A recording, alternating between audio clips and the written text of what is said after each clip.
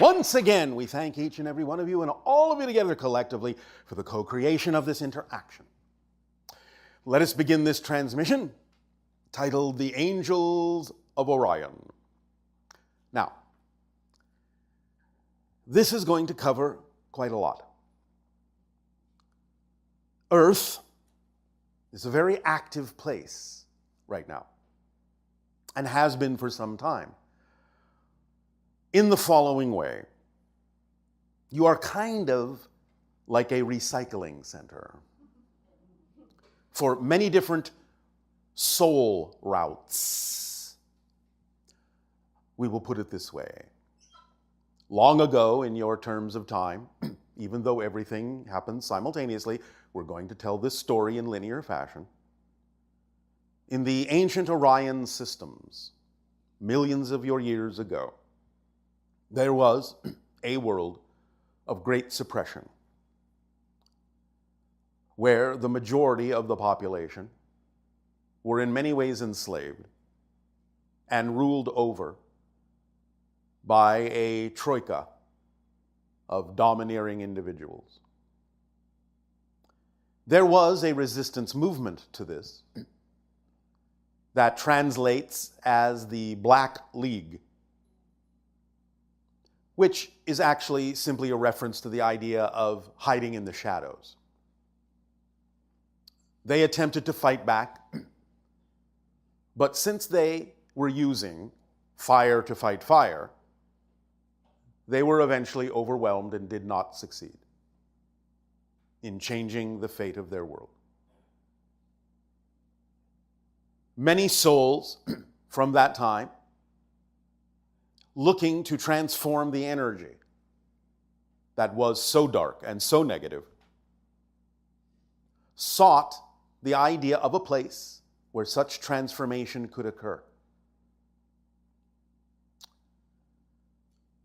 When, millions of years later, because time is relative to the soul, the Anunnaki arrived on your world, and through genetic manipulation began to create from the hominid that naturally evolved the beings you now find yourselves to be, Homo sapiens, as the result of that genetic manipulation by the extraterrestrial beings known as the Anunnaki, which, by the way, come from a planet in the constellation you know as Cygnus.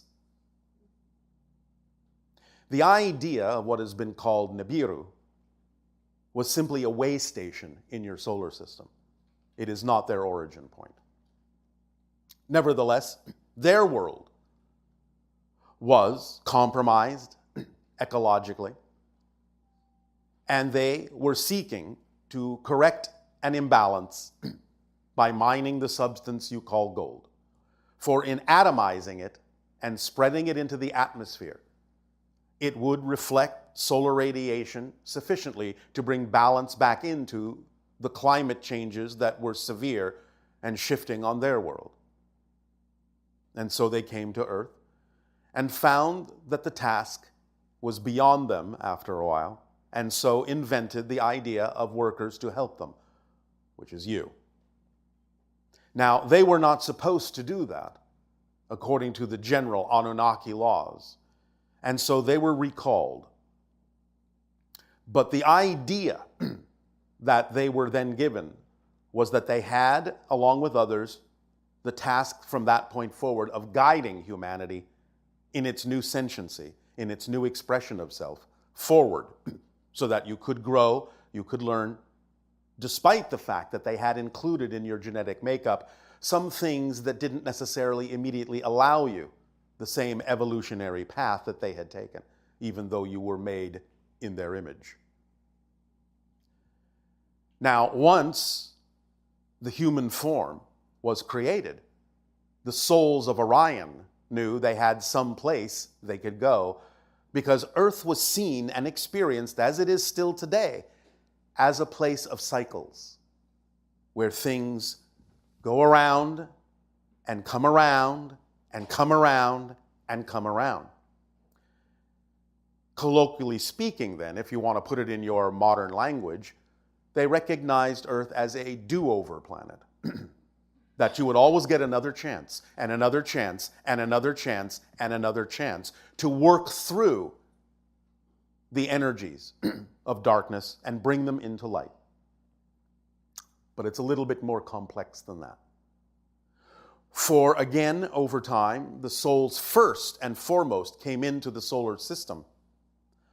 And the first world they occupied is what you now recognize as the asteroid belt that was a planet called Maldek, which was destroyed because they didn't quite work the cycle out.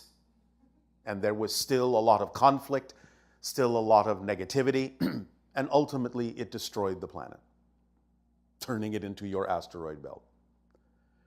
Now, many people did not understand that millions of years ago, not only Earth, but Mars and Maldek were habitable.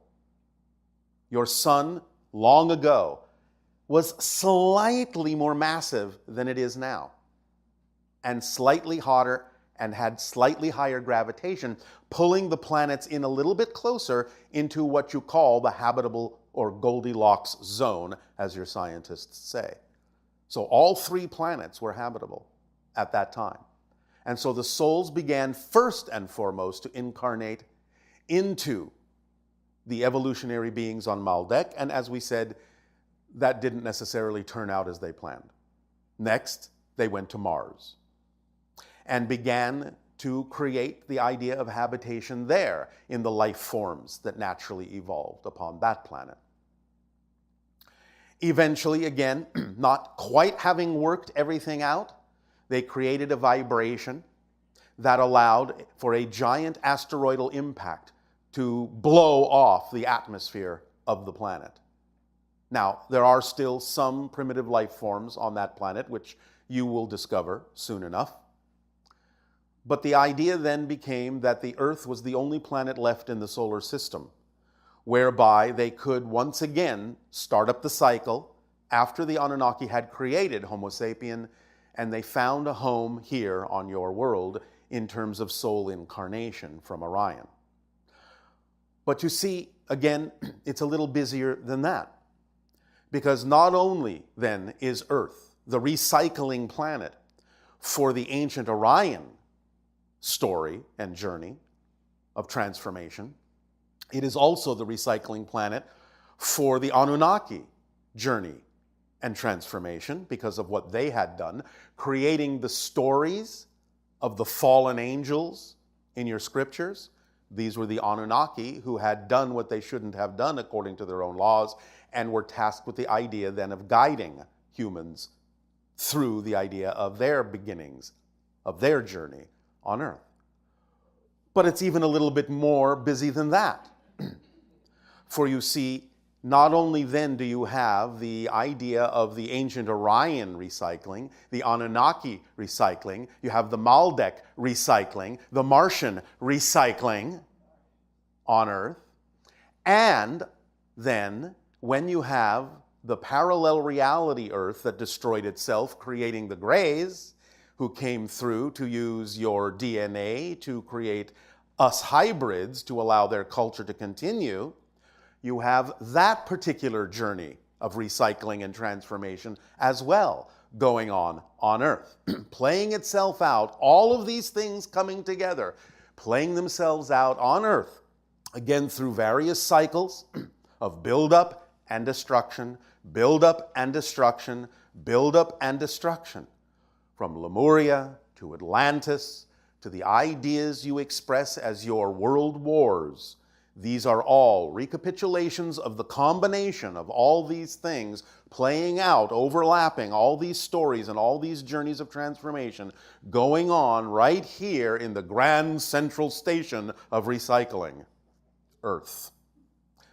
But now, with all of this coming together, all coming to a head, all coming to a point in the cycles that are occurring on your planet now, is the great opportunity beginning in your year of 2020 to really begin to break the chains of the old cycles and transform the ancient energy from darkness to light, allowing each and every one of you who walk that path and absorb and accept and allow that energy of transformation in to become the angels of Orion and end the cycle and begin a new one of prosperity and peace and beauty and creativity and love that will expand into the Earth becoming the 6th hybrid race, and then blend with the others to become the 7th, that will allow for a radiant energy of light to go out into the cosmos and allow Earth to become a stable beacon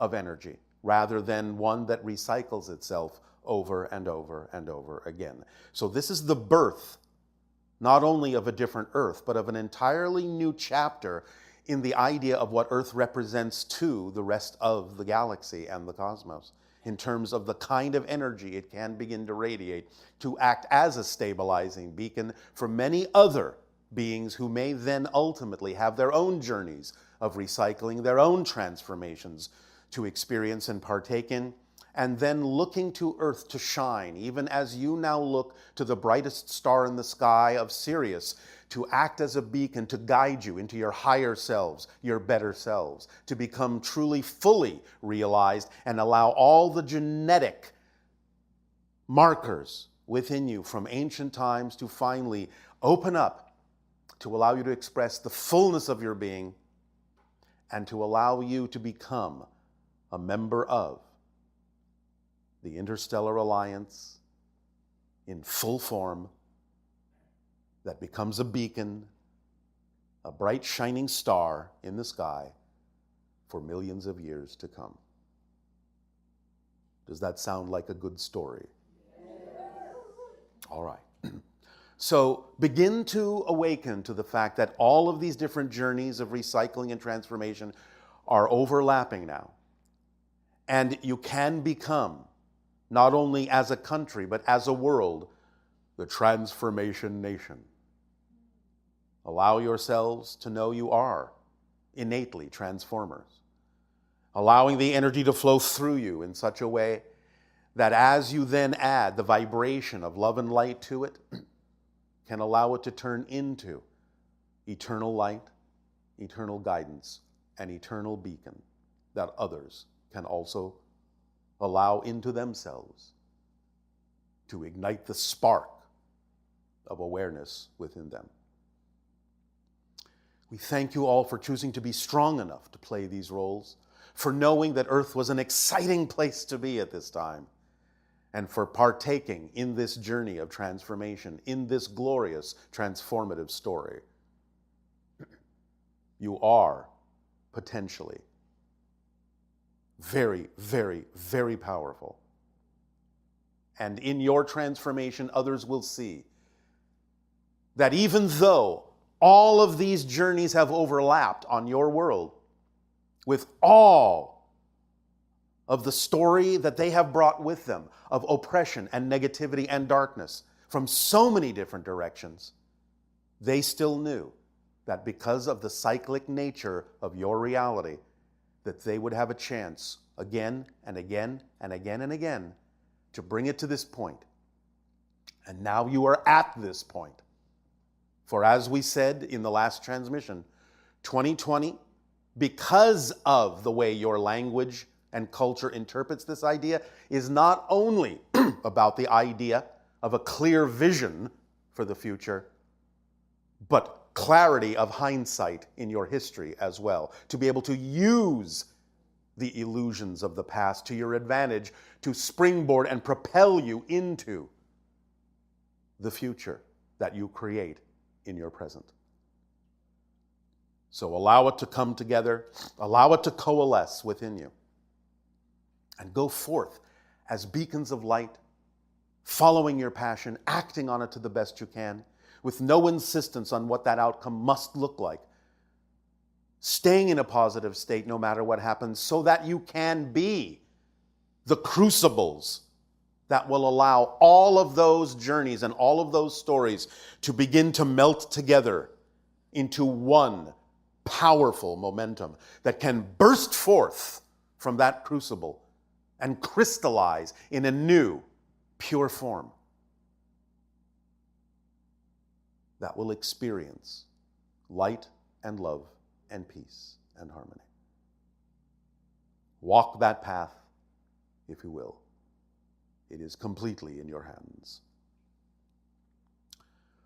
We thank you for allowing us to share this story and multitude of stories that you contain with you at this time. So when you look in a mirror, do not just see the idea of a single earth human, but millions upon billions of individuals amalgamated within each of you, each telling their own stories, bringing them to this world to transform them, ultimately through those that live today. You have inherited, you are the heirs of this legacy. Tell the stories that allow them to continue in the most positive possible way. The stories of your lives, the stories of who you are, your true selves. In return now, for the gift you have given us, I ask, in what way may we continue to be of service to you? Please begin with your questions and dialogues, if you wish. Hola, Bashar. And to you, good day. Thank you so much for this transmission. I feel like it is reflecting my own self-validation. All right. All these stories and experiences and timelines and incarnations. So, thank you for validating yourself. It's my pleasure. It is ours as well that you do so. Thank you. And so with the Atlantis transmission on Friday, and actually my physical birthday on this planet in this timeline is 4 days before Halloween. Oh, all right. How spooky of you. Yes. And so I have felt very connected to the Atlantean energy. You are, yes. Yeah. You have made that connection for yourself. Now, those connections, are those my individual oversoul incarnations, or are they simply other? It can be either. It can be both. Okay. You can have oversoul incarnations that are connected to the same oversoul you are, and at the same time, in this life, you can simply choose to make a connection to someone who may not necessarily be a part of your oversoul extension, just because they have the experience and the knowledge and the information you need for that particular moment in your life. It can be either. And often it is both. And it fluctuates. Yes, of course. It's a dynamically changing thing. These connections plug and unplug as you need them. Okay. So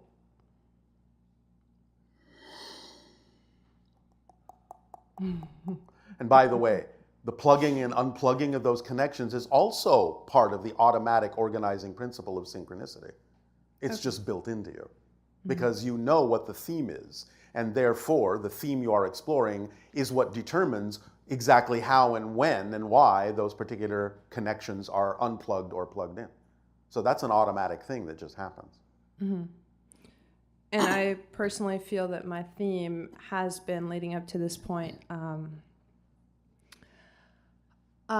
transforming the darkness into the light. And so that leads me to the question of, Yes.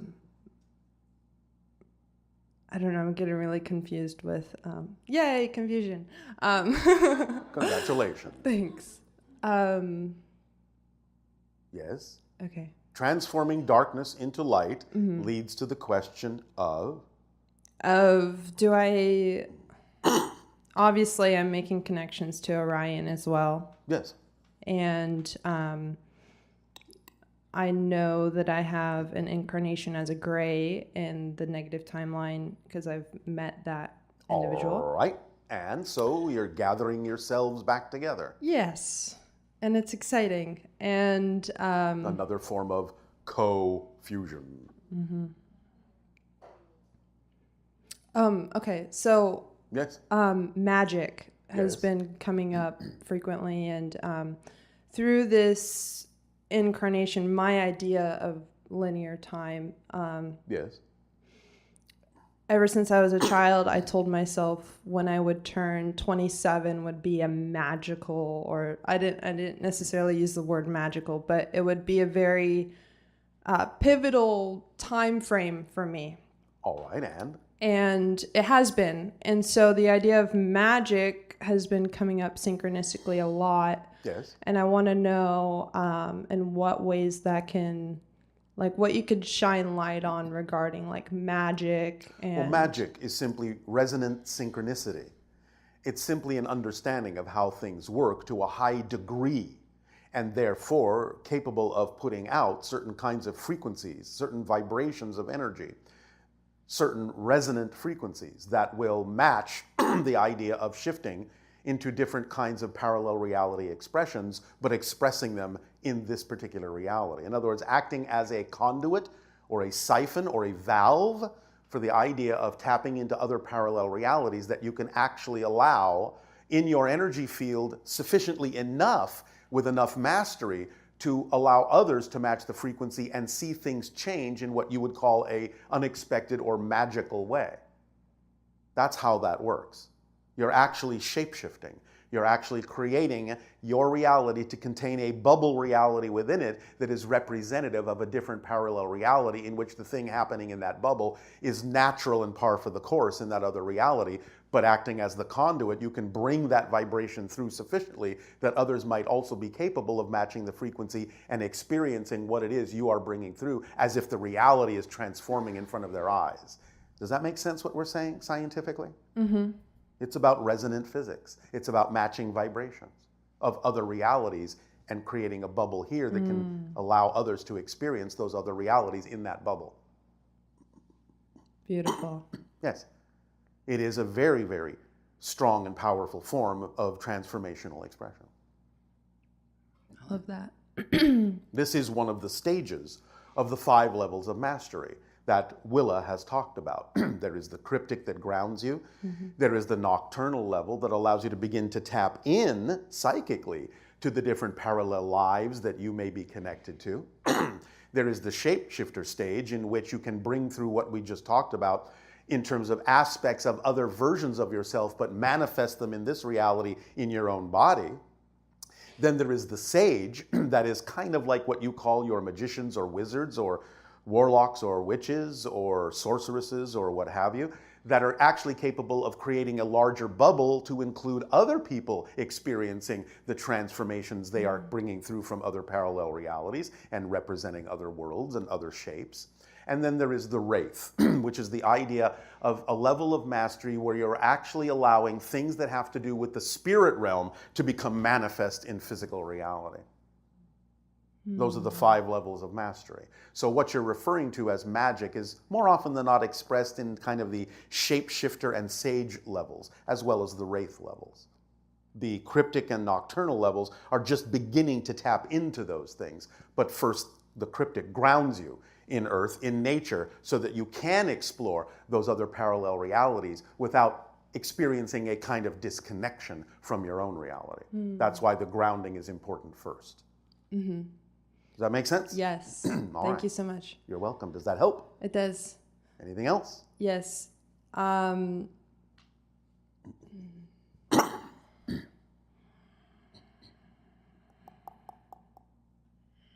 you sure? No. Do you have what you need? I think I do. All right. Thank you. You're welcome. Shivai. Shiva.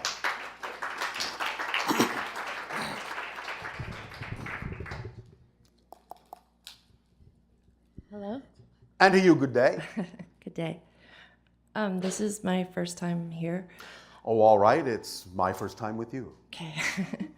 I'm challenged with chronic pain. It's narrowing my vision All right. Now, you understand we don't do health readings. No. Nevertheless, we can talk about the just idea wanna of know energies and how. belief systems. How can I best function with it? What is it that you are not doing in life that you would rather be doing? Let's start there. Are you following your passion? Yes or no? Hesitation usually means no. So what is it you would rather be doing? What is it you are resisting and building up within yourself energetically as a resistance to your true self?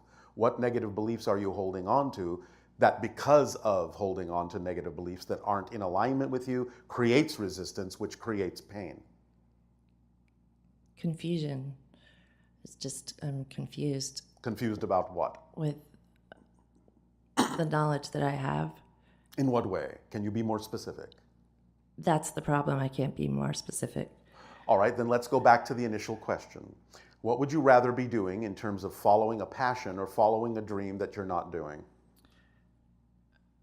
I would rather be able to walk without pain. I understand that, but we're talking about a side effect. I'm asking you deep down, what would you rather be doing in life that you're not doing for some reason?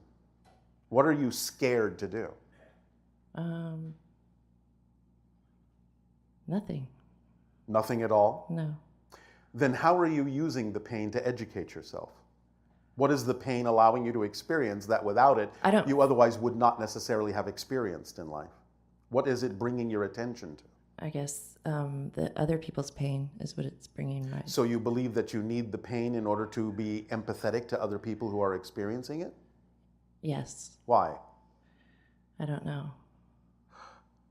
Are you in some way, shape, or form moving toward the idea of being some form of counselor or healer? Yes. And are you doing it? Yes. To what degree? And in what way? Well, with my family and with other people In that what are way? in recovery. Yes. And so? And so Do you feel that you have to have the pain they have in order to relate to them and them to you? I have, yes. All right. Well, you've walked it. Have you learned enough from it? Yes. Can you continue to learn without having the pain? Yes. All right. Then when will you let it go? Now. Are you sure? Yes. Do you have a good reason for letting it go? Yes. Do you understand it no longer serves you, that you can continue to do what you need to do in following your dream and acting on your passion and learn what you need to learn in other ways other than adopting the idea of the pain that the other people may be experiencing within themselves? Yes. Because if you don't know how to let it go, how can you help them know how to let it go? It's fine that you've walked the path and learned a way to relate to them and them to you. But how are you going to help them let it go if you don't know how? Thank you. Does that help? Yes. How are you feeling? Good. All right. Anything else? No. All right. Thank you.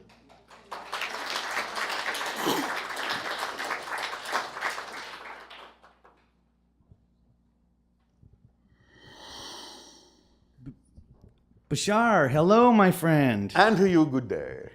I'm acting on my highest excitement to the best of my ability, and You're going to finish that formula, right?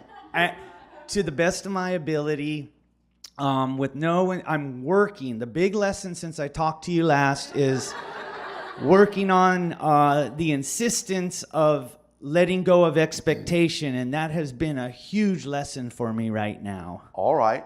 All you have to do is get to the point of understanding that the insistence is a limitation on what you could be receiving. When you really understand it's a limitation, why would you want to keep doing it? Yes. Darryl, the channel had said that to me, and I've been working on that. What are you working on? Why is it not obvious?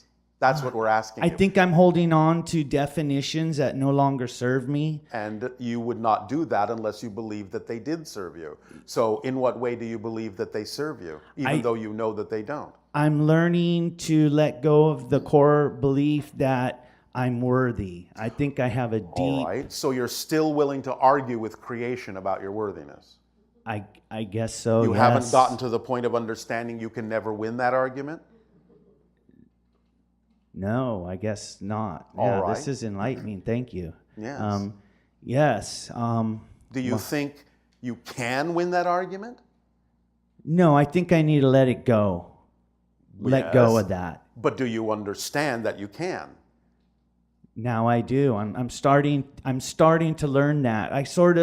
I've acted on my excitement and my passion, and I have taken it as far as I can, and I'm learning to let go of the insistence of expectation. It's just insistence. Just You can the- expect that something will happen. Okay. But we're talking about assumption and insistence of a particular way in which things happen.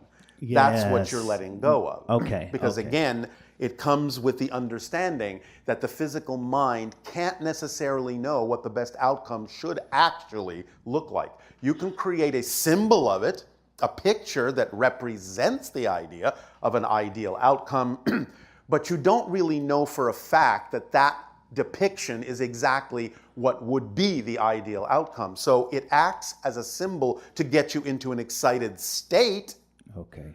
but then you have to drop the picture. That's how visualization actually works, because you don't know that that's actually the best outcome. You need to make space for the higher mind to bring you what actually works better for you. Because again, remember, what to the physical mind seems like the highest height, to the higher mind is just the floor. Thank And you. it can go much higher. So why not let it? Why limit yourself by insisting that a particular outcome has to look a certain way if you know that that's actually preventing something better from coming? Why would you want to insist on that? Okay. Thank you. You see, it makes yes, no sense. Yes. So when it gets to the point where it makes no sense, then it's gone. Okay. If Thank you keep doing the same thing, you still have a belief that makes it make sense. Okay. Yes. About what you just talked about, the Yes. Angels of Orion, I really resonate with that because All right. I've had delved into some deep darkness, but I'm letting go of that. And All right. I'm learning to let go of the definitions. Thank you for that. A few examples. Yes. I'm just curious. I talked to you before, and acting on my highest excitement, I bought property and I built a hybrid sanctuary in Oregon, and Oh, I all actually hope donate. How do I say? I let you know so that hopefully. Okay. You're treading back into the idea of insistence on what should happen with it. Okay. Yes. Remember, Yes. here exactly. is the statement. You act on your passion for its own sake. That's it. Not because of what you think it will accomplish, or what you Okay. think it will get you, or where you think it will lead, or what you think it will do, or what you think it will bring to you, or what you even think it's for. Okay. When we talk about acting on your passion, we're talking about purely acting on your passion, because there is no other choice for you but to do that thing. There is nothing attached to it. Nothing attached to it, because you don't know what actually needs to happen with it. You don't know. You're just creating a space, because that's your passion to do so. Yes, you may have your reasons why you're doing it, but you have to drop those too, ultimately, because the act of doing it is just an expression of passion, and you don't really know what's going to happen with that.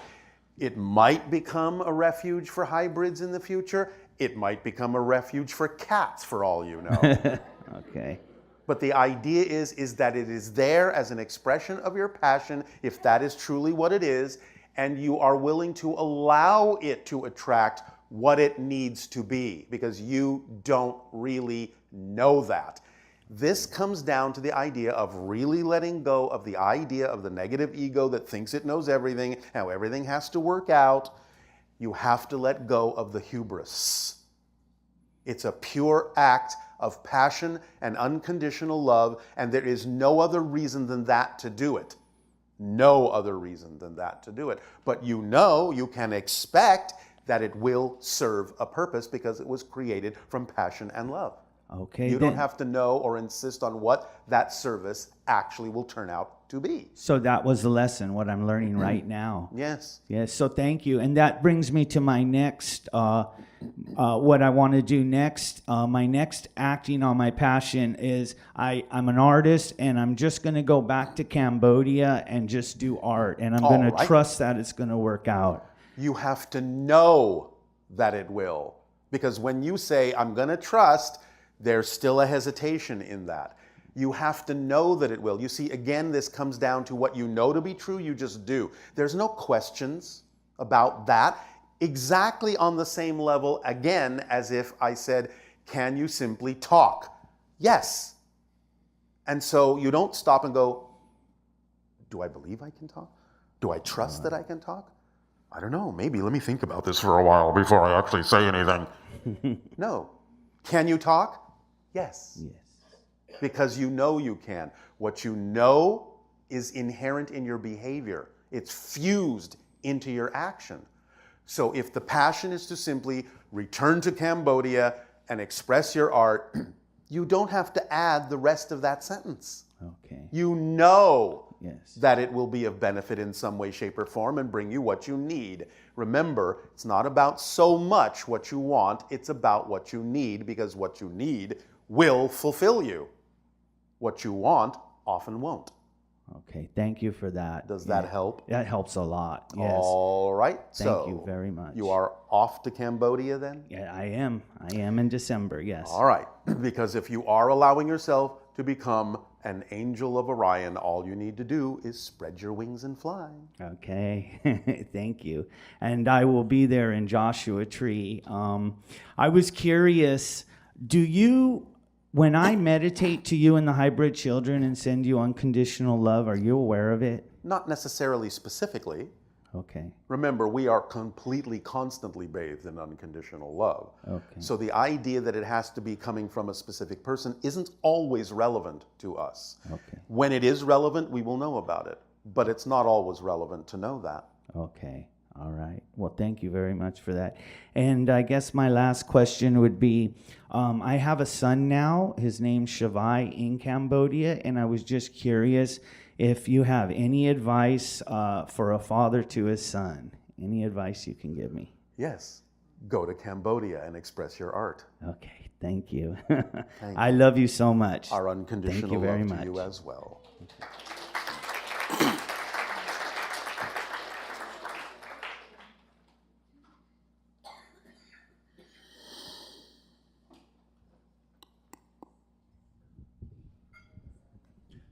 Hi, I'm Bashar. And to you, good day. Thank you for that, what you shared with the other person before me. It really cleared things up for me. All right. Thank you for your synchronicity. This is the highest exciting thing I can do. And At this moment. At this moment. When you leave, you will do something else exciting. Yes, connect. It's funny, I had so many questions sitting down there, but standing up here, it's all gone. That happens. When you begin to understand how things work, the questions often dissolve. Well, that's the thing, because what came to me was life is as easy as blinking and breathing. It is. So, if you don't have a question, you can make a statement if you wish. Yes, the statement I would like to make is I followed you for about 8 years of my time. You were And behind me? And I did it more from a state of hopeful optimist, but active pessimist. All right. And it led me to my accident, which Wasn't an accident, no, which was an awakening. oh, very much. I grounded myself by falling 20 feet to the ground. Oh, all right. Well done. Congratulations. Oh, yes, How creative. very. And once I hit the ground, I transitioned into, I think, a limbo state where I talked to my higher self. Yes. And it said, would you like a second chance? To which I said, do I get one? And he said, yes, of Oh, course. absolutely. Of course. Everyone chooses when they die. Yes. So I was like, You okay. are always offered. You can continue in the same life. You can choose other things. You are always offered a choice. And then I deliberated for 5 minutes because of rent and taxes.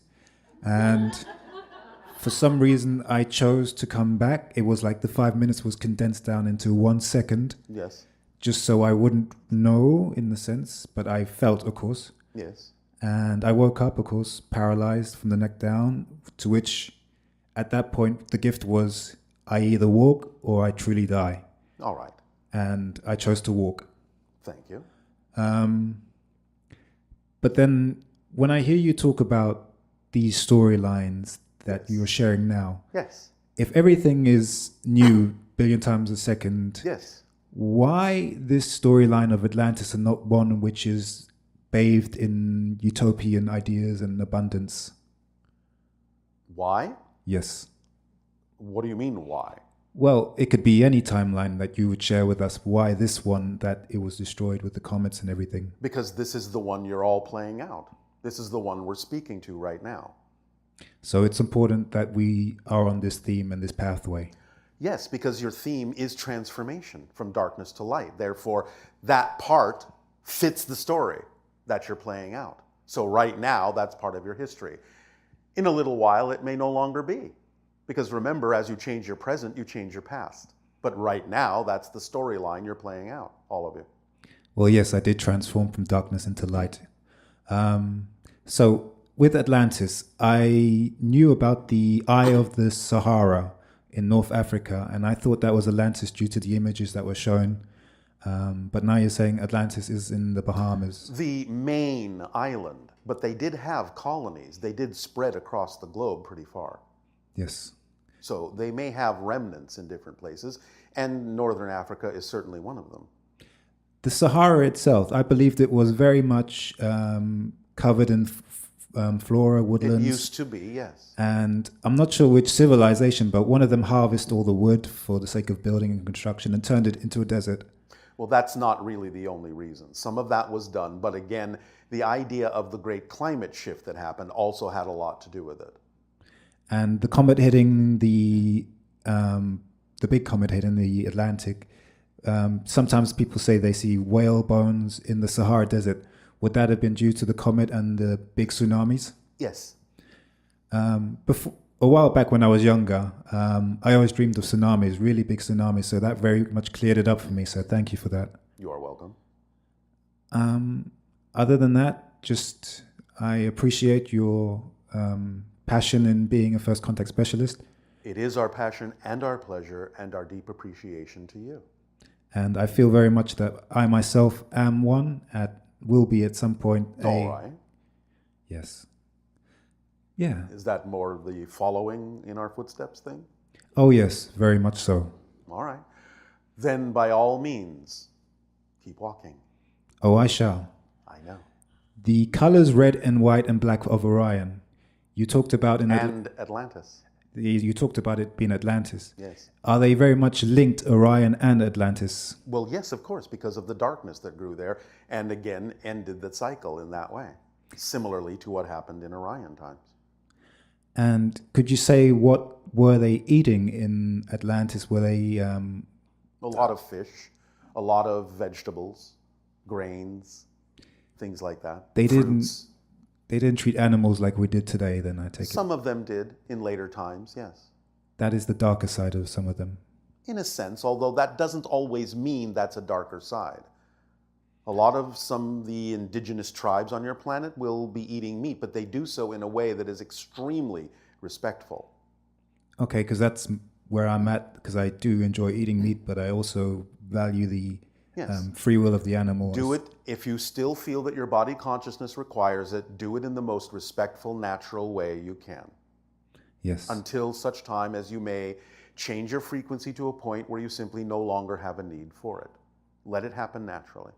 Thank you. I've very much now, after the accident, live to my highest excitement in every given moment to the best of my ability with zero insistence on any and all outcomes. Thank you.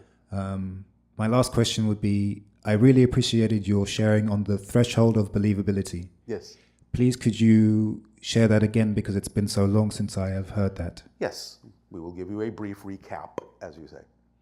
The idea is that if you find you have a particular resistance or so-called block to moving forward on something that represents your excitement, you can ask yourself, well, is there a time frame, a very long time frame, by which I have no hesitation believing that I could actually move forward or do that thing by that time? Let's just say arbitrarily, is 20 years from now in my belief system more than enough time to be able to really act on my passion and be myself in the way that I prefer to? If there is no hesitation in answering yes instantly, feeling that that truly is absolutely more than enough time, then start lowering the bar. Is 15 years enough time with my present belief system for me to be who I really prefer to be, to do this thing I say I wish to do? Yes, 15 years, absolutely. I have absolutely no hesitation knowing that it could be accomplished within 15 years. Is 10 years enough time? Yes. Is 5 years enough time? As soon as you hesitate, even for a second, to say yes, that's how long it will take with the present belief system. So then you examine your belief system and say, well, what would I have to believe is true in order for it to take that much time? Once you find that belief and let it go, take the test again. 20 years, no problem. 15 years, no problem. 10 years, no problem. 5 years, with my new belief, no problem. 3 years, no problem. 2 years, maybe. Again, the second you hesitate, that's how long it will take with your present belief system. Keep finding the beliefs that make you hesitate to be yourself and let them go. If you finally let them all go, all the ones you can find, and there is still an amount of time left, that's how long the process needs to take for you to have the experience you need to have to develop a full understanding, a full appreciation of what the actual outcome will be when you act on your passion. That's the threshold of believability test. So you can reduce the process down quite a lot, but only to a point where if you really need some process because you're here in physical reality, which is all about the idea of having an experience to learn something new about yourself and see something from a different point of view, then you will arrive at the least amount of time, the least amount of process that you need by doing the threshold of believability test. Does that help? Yes, the journey is the goal. Yes. Thank you so much, Bashar. Thank you. First physical contact 2025. We will see about that.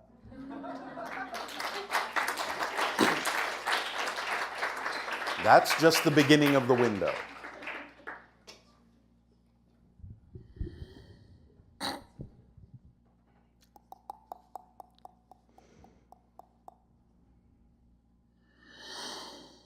Good day, Bashar. And to you, good day. Greetings from me, but also from Ri, who's in Japan right now. Oh, all right. In Sedona, right before your Sedona event, we were climbing Bell Rock Yes. in the morning, having a really fun time. Yes. And I felt, oh, I'm in Lemuria right now. Oh, all right. And Well, it is a portal that connects to other dimensions and parallel realities, so you can pick up on other times and other places in that portal. yeah, I feel that. We were standing on a place in Bell Rock, pretty high up, where it was really flat. Yes. And she turned to me and she said, oh, I feel many, many aliens here right now. Yes. And she felt them connecting with her. And then Yes. her facial expression started to shift to match Yes. the energy she was feeling. Yes. And I guess a vibrational verbal translation of some energy she was feeling. Yes. She started making this sound effect. Sigh, sigh, sigh, sigh, sigh, sigh, sigh, sigh, sigh. And she was wondering who was connecting with her, which race that was.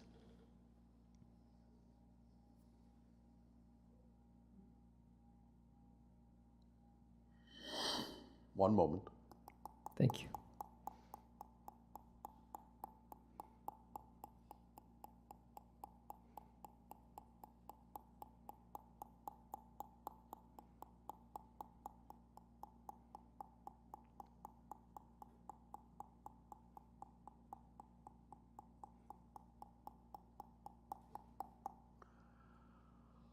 A future self hybrid on Earth. Yeah, that's what we thought. We felt. Is that related to Sasani energy? Well, indirectly. But it's the idea, again, of the hybrids that will live on Earth and in the future will have blended with humanity in a way becoming the sixth hybrid race. Yeah. Similar to the idea of Hilla Chrissing. Sure. Totally. She was given the message, and she wanted to ask about this too, that inside Bell Rock there was a form of craft, I guess, energetically, and they said, you were on this craft. Can you please comment on that? No. Okay. She has a silly question, if that's all right. Yes. She says, why do you click the channel's teeth? There are other kinds of energies coming through that simply don't translate into words. Things that we may be doing, things that we may be paying attention to that have nothing to do with the information we need to deliver to you, but you're getting an understanding that there are other things going on in the background. They just don't translate into your language. Oh, wow. Interesting. My final question is, could you please comment on the Atlantean language or the Lemurian language? Which languages at this time have a connection to those energies? Well, as we said, there isn't much in the channel's vocabulary that would allow us to actually bring through a full Atlantean dialogue. But we know that the actual name in its ancient form was simply pronounced Aztlan. A-Z-T-L-A-N, Aztlan.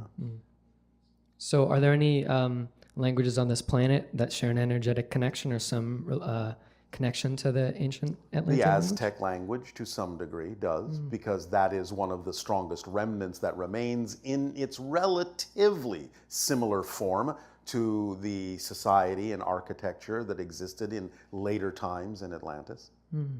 And also, oddly enough, some of the ancient ideas that you call Sumerian. Oh, wonderful. Could I please ask the same question for the Lemurian language? No, Okay. Thank you so much, Bashar. It was very nice to talk to you again. you are welcome.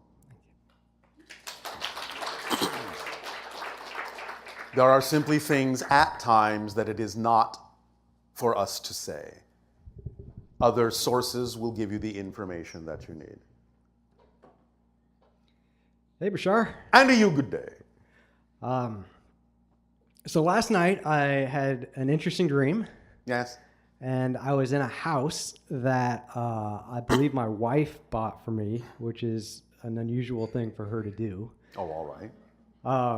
And the most interesting characteristic of the house is that the living room, the wall separating the living room from the outside sort of wasn't there, and the room just sort of went out and just extended and expanded, and it sort of brought the outside in. Yes. And as I walked out there, I was like, wow, this is amazing.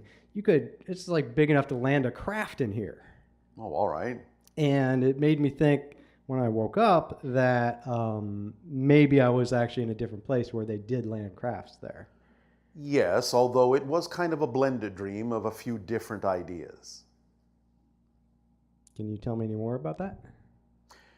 Not only experiencing the concept of certain kinds of bases that exist on your planet, underground bases, where crafts can land, but also the idea of expanding your reality from something more limited to something more unlimited. Breaking through the fourth wall. Okay, great. Which is an expression also of going into fourth density.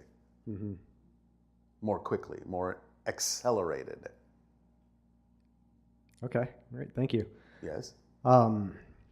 Another dream that I remember going back a little, maybe 8 months, a year ago, where I actually did remember having contact with an extraterrestrial race. And I just remember them leaving and there being just such a feeling, an immense feeling of unconditional love that I really hadn't experienced before. And I was wondering if you could tell me who that race was. They were hybrids. They're hybrids? Yes. Okay. My hybrid children? No, not directly. They may have been a combination of members of the Yael and a few other hybrid beings. Okay. Do I have any hybrid children? You are connected to the hybridization agenda in certain ways, yes. Okay. Anything else? Yeah, switching topics. I had a question about pregnancy. Yes. And I'm wondering, like, after the act of having intercourse, is getting pregnant a decision Yes, that of course it the is. woman makes? Yes. It is a decision everyone makes. Okay. It's an agreement on certain levels, including a decision of the spirit as well that might be involved. Mm-hmm. There are timings to these things, agreements behind these things for a variety of purposes. a variety of different kinds of experiences. But it's all by agreement. There are no accidents. It's all an orchestration Right. on the part of everyone involved. Right. So if that concept were truly understood, Yes. then we could just completely eliminate the idea of an unwanted pregnancy. Correct. And then like the whole There's issue, no such thing in our world. right. So then the whole issue of abortion just goes away. Yes. Because you're approaching it from a completely different level and a completely different understanding. You understand the timing and the orchestration and the synchronicity of these things. And you have more awareness of what your agreements are and why. Thus, you can play them out in a way that is a little bit more transparent. Mm-hmm. Okay, great. Thank you for that. You're welcome. One last question. Yes. Are you familiar with the Oregon vortex? Yes.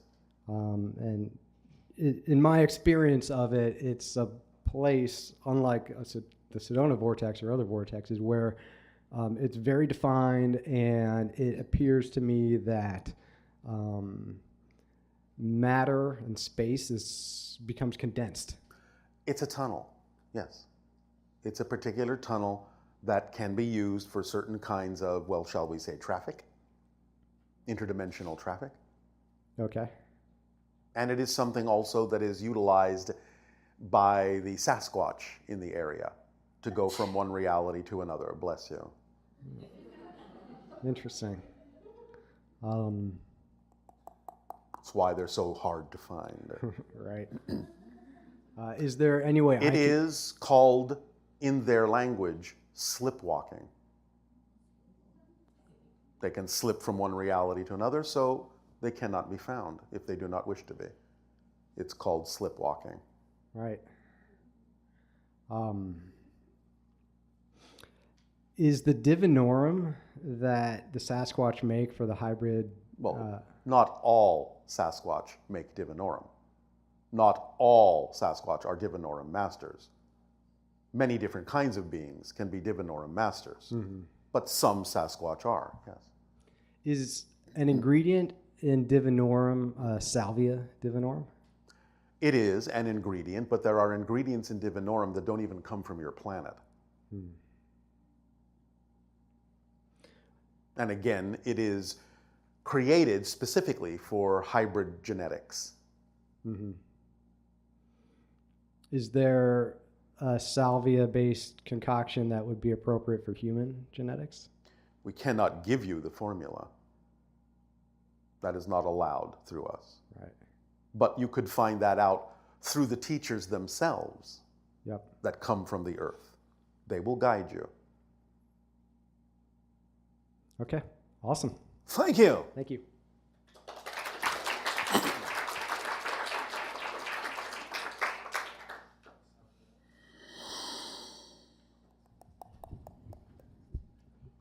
Hello, Bashar. And to you, good day. I have a few questions for Yes. you, and thank you for answering them for me. The first one has to do with the propagation of electromagnetic fields. Yes. I am a student on earth sciences specifically, Yes. but I'm very curious about the propagation of EM fields in the human body. Yes. Are there specific frequencies at which we have very negative effects in our bodies? We already know that, for example, UV light, which is part of the electromagnetic spectrum, Yes. causes a lot of harm in our bodies. It can. It doesn't have to, but it can. Yes, it depends upon what frequency you're operating on, what belief systems you're operating on, what kind of a reality bubble you have created yourself to be in. Okay, so what are the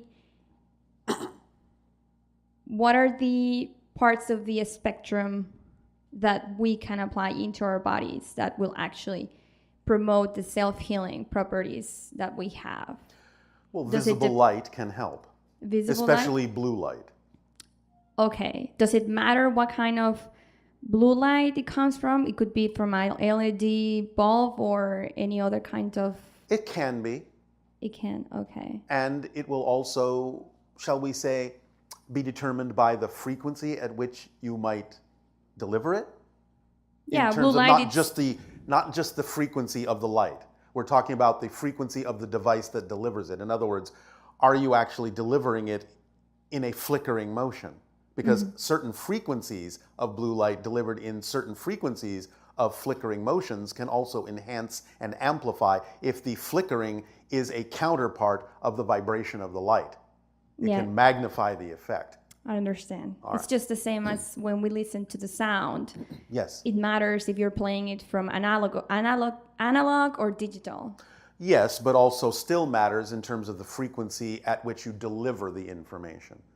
Okay. It needs to be in a phi ratio relationship in order to be more effective, in order to resonate within itself and amplify itself up in a certain way.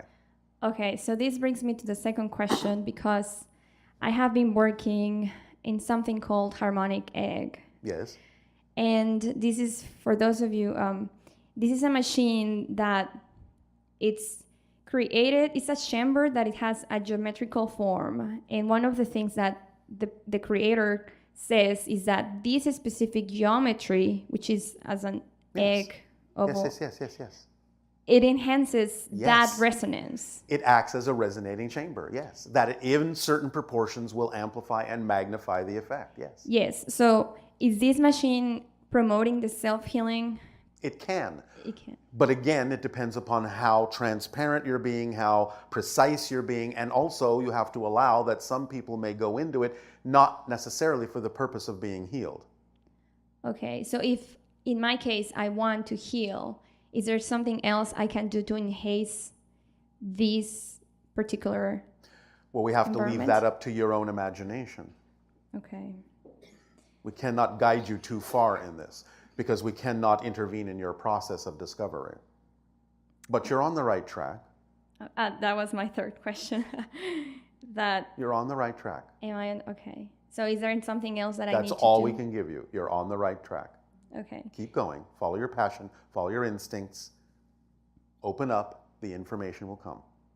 Thank you. You can even use the resonating chamber to some degree to put you in a state where you can receive more information about making it more effective. Understand. You can bootstrap yourself up that way. Okay. All right? Can I ask you something else? You just did. So in computer software, there is something called Easter egg. And this is basically a message that is hidden in the software to Yes. acknowledge the developers that made it. All Is there right. something similar in our bodies? So, and where we can Oh, find yes. it? Can in you your give genetic structure. Okay, so the way that we can In your find this. DNA, there are markers that were placed there when the Anunnaki created Homo sapiens that still have to be unlocked to release your full potential. Is using vibration the way to unlock these keys? Resonance is always the key. No Okay. matter what form it is presented in that works better for some people than others, resonance is always the key. What are the causes of magnetic field to reverse itself? And at what time scales does it reverse? Could you elaborate on You're that? talking about the Earth's magnetic field? The Earth's magnetic field. Yes, well, your scientists are aware of the time scale by examining the reversal of the polarity in the strata of rock. Yes, but we don't really know if it changes abruptly between the north and south poles. It is we have already some theories. weakening at this point. So one of the theories is that it changes in different parts of the world slowly, and then at some point it starts to decrease its strength, and then it abruptly changes Yes. towards the other. That's correct. shape. That is correct. Okay. Yes. Does it have any implications on the human, on the life that it's on Well, Earth? it can, but generally speaking, the slowness with which it begins to build up will usually allow you to adapt to the shift. Okay. Also, my partner, who is actually the person who brought me here, he has been reading a book from Dolores Cannon, and he wants to know if it's true that we can live many lives, as much as 120 lives, as keep reincarnating and reincarnating in the You Earth. can choose to do that, but again, remember, reincarnation is an illusion. You can experience reincarnation as if it's real, but everyone already exists. So what you're actually doing is you are creating energetic connections to other beings that already exist in what you call the future, which is simply another form of the present, a parallel to your own. And by making those connections, you download energy, information, and experience from those people that exist simultaneously with you. But because you're doing it from a space-time perspective, you interpret those connections as either coming from the past or the future, even though you're actually connecting to someone who exists right alongside you in a slightly different vibration that is invisible to you. Understood. So you can create the experience of many reincarnations, but it's only the experience. It's not a description of the actual mechanism you're using to create the experience. Okay. Does that help? It helps. There's one last thing. Yes. And this goes back to the answer you gave to someone else before about the visualization technique. Yes. And one of the things that I have been practicing in the morning is to do affirmations. Yes. And is it the feelings that we want to have Yes. in the future? You want the state of being. Yeah. So it's not necessarily that you're thinking of an outcome, but just the feelings that you know that you will have in the future. Well, yes, you can use an image of an outcome to get you into the feeling. Yeah. But once you're in the feeling, drop the image because you don't know that that's actually the best outcome. Yes. Okay, so I can use that technique Yes, to bring absolutely. my... But that's how visualization works, not insisting on the visual. Yes, it's just, Just something letting that comes it and get goes. you into the excited state.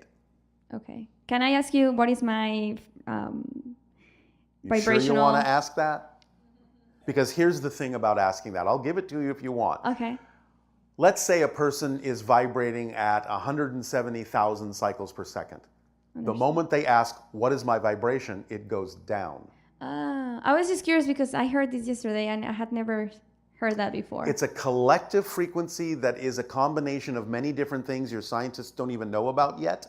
So I'll tell you right now, you're operating somewhere around 155,000 cycles per second, which isn't bad. But the point is when you ask, it goes down. Oh, okay. Because it's not about asking what the frequency is, it's about living it. Understand. All right. Okay.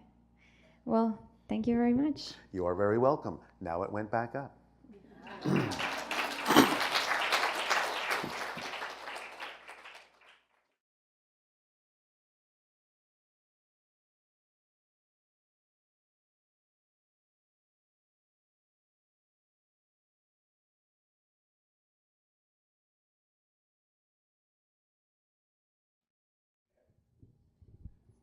And I know there are clever people among you already plotting at some point to ask, what was my vibration before I asked? You can get away with nothing with us. Good day, Bashar. And to you, good day. Best. That's that vibrational hello. I could walk away. Bye-bye. Thank you, but I'll stay. Hello. Hello. So I have two more personal questions, not science questions, because I think your higher self that you channel, Bashar, is so lovely and pure. And I have two scenarios. My questions are how to just look at the belief. I'm just interested in what my belief systems are because I'm doing the practice, but I'm not exactly letting go. All right. So I have in a very loving, holy, healthy home. Yes. I have a very addicted kid who's been through about 17 facilities and ERs and is at risk of life. All right. And so it's very painful, and I know that... All right. You understand what addiction is, yes? Energetically? Please alliterate and I'll finish my question. Addiction comes about when someone is attempting to fill an emptiness that they feel, but don't know what to fill it with. They look to the outside world to either fill it with something that they believe might allow them to feel fulfilled, but never will, because the emptiness comes from their belief that they are disconnected from their own power, from the source of existence itself. Or they will attempt to use substances to numb the feeling so they won't have to pay attention to the fact that they feel disconnected and powerless in their lives. So it comes from a sensation of emptiness and disconnection that they try to either numb so they don't have to pay attention to it, or try to fill with things they think will allow it to feel filled, but never will, because they're looking outside themselves instead of within. And they don't necessarily understand the belief systems that are at work within them that create the feeling of emptiness that they're attempting to fill. That is the cause of addiction of all forms. Yes. Yeah, I have 22 years. Therefore, the idea of somehow imaginatively, creatively, and lovingly allowing a person to begin to understand how reality works and what belief systems are and how they create feelings and thoughts and behaviors and experiences will begin to give them, if they're willing to accept it, the tools by which they can feel the experience of reconnection to their power and then lose the addiction, so to speak. Yes. Or taking it to what we call the 13th step, changing themselves in the present sufficiently that they actually become a person who has never been addicted, ever. They change their past. Right. So, but they have to have the knowledge and the tools to understand how things work so they can apply it. Right. And they have to be in a place where they're willing to understand those tools and practice them. Thank you. Very sentient, awake being. We definitely treat her in that regard. Yes. Outside of our family, some heavy criminal forces kind of interceded, created trauma, and Ooh, how her exciting. highest. I know. Her highest passion is extreme self-destruction. No. Okay, so No. here's my No such thing. Right.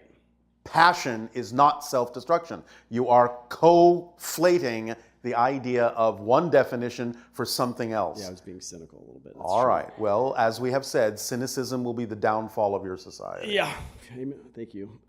So I know that regardless of circumstance, situation, or condition, I have to stay in my joy, my non-attached. Not have to. I choose to. Thank you. Stay in Big my- difference. Because when you say, I have to, you're actually putting stress on yourself if you don't. Because you don't have to. You might want to learn a lesson. You might choose to learn a lesson by stepping outside of your passion for a moment. If you use it in a positive way, that's okay. So don't make it a have to or should. Make it a choice. And if you do step out, make that a choice too, so that you can use everything to your advantage. Because if you're saying, well, I have to do this, and then you find that you don't, then you have nothing to work with because you're not thinking that you did it on purpose, which you may have. Yeah. Make sense? Yes. All right. So next steps. There's so much kind of in the physical world. There's so much drama and tragedy around this person's actions, Yes. just neutrally, that it's been a very draining few years. And the next step Yes. in being of service, where this person could leave the planet, it's intense for parents. Understood. What belief system and what resonance, because I'm getting tired, do I bring in the highest service? Because Stop trying so hard. Yeah. Trust that they have a path you may know nothing about. And this may be the way they need to do it. Do remember that you are all indestructible and eternal beings. There's no hurry. If they don't learn the lesson in this life, they'll learn it somewhere. I understand that you can attempt to be of service by letting them know as best you can that there are other options.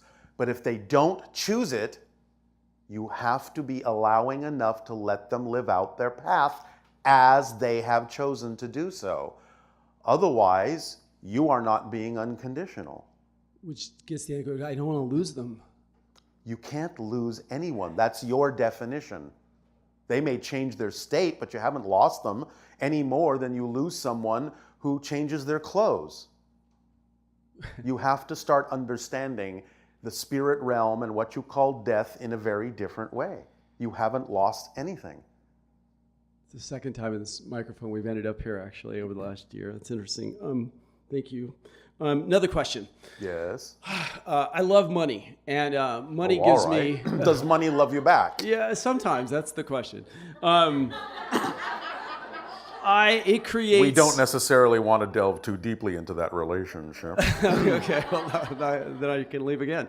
No, hold on. Let me clear it up. Thank you. I'm looking forward to co-creating a miracle, because why we're here in this realm, I do understand that you reach a point in the journey where there's no such thing as there's no longer faith of thinking and wishing. It's just knowing and stepping into your highest passion with belief. But I have a secret part of me that stays in the background. I'll go into joy periods, 30 Did you years say spiritual. a secret part of you? Well, I guess it's no not longer now. a secret. That's why I'm saying it in front of other human beings on this plane.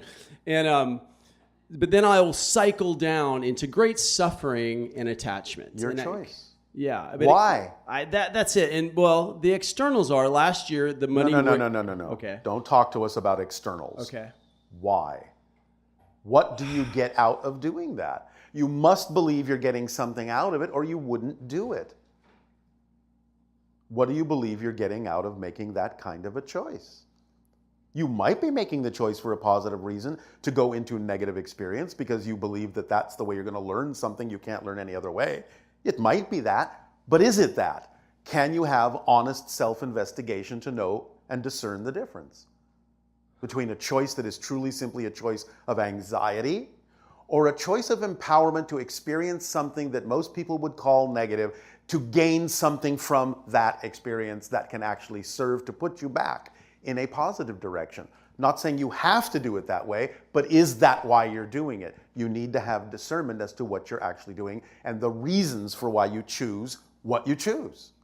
You have to become transparent to yourself. It comes down once again to the ancient phrase, know thyself. You have to know why you're doing what you're doing. You have to be aware within yourself, self-aware of why you make the choices that you do. Then you will understand how you're using those experiences, why those experiences exist, why you're making the choices that you do for positive or negative reasons. You have to investigate yourself. Yes? Yes. But don't blame the externals. Remember, it doesn't matter what happens. It only matters what you do with what happens. This particular diamond of awareness, I want to find and I just gave it extricate. to you. But What makes you think you have to go digging for it? I just handed it to you. Right. You see, that's what's happening here. Yeah. You don't understand what you already have. You think you have to go looking for it. You're not seeing what's right here with you already. Well, if I shift into gratitude, I have a very powerful life. I just want more. I understand that sometimes you do, but we're not talking about those times, are we? We're talking about the times you choose not to. So, in those times, why not just let yourself know that you have it? And if you relax for a moment and don't go into panic, you may actually realize you have what you need. Right. The negative belief may simply be attempting to convince you that you don't have it and you have to go digging for it, and then you panic because you don't think you have it, when in fact you may be holding it right in your hand. Look for it first before you go digging. Okay. You may already have what you need. It seems like it's sitting on the surface waiting to be picked up and examined, not dug for. It is. That's true. Yeah. But again, if you find joy in the digging, then dig. I love the spiritual journey of business and attainment as a spiritual exploration. I have joy in that. But again, you don't have to suffer. Yeah, that's Unless, the thing. again, I can't try to you leave. really choose to get something out of suffering. But you don't have to. And it's always a choice. Always a choice. Doesn't mean it's a conscious choice, but it is always a choice based on what you believe to be true. So if you don't prefer what you're choosing, find out the belief that would make it seem logical and sensible to choose that. Because that's the only reason you would choose to experience And just those keep things. practicing the formula while observing that belief system. And it will then let it in the light kind of just... That's one way, yes. Or you can just understand what we're saying and you'll get it. I'll choose that. Well, all right, Thank then you. do so. Okay, thank you.